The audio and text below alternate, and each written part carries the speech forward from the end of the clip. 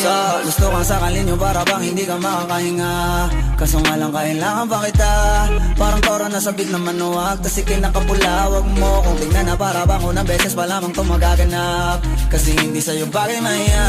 Mas kilala kita pag nakahiga. Doon ka mang walang hiya. Paglapag ng unan, pwede na natin kunan.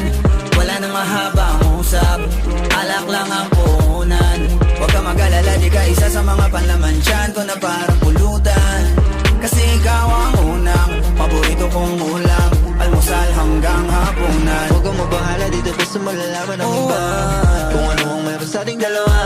Sa kanila din na yung mahalaga, bigit mga mata, yeah. Para ba naman kasi di talaga na makakaila kung ano ang meron sa ating dalawa.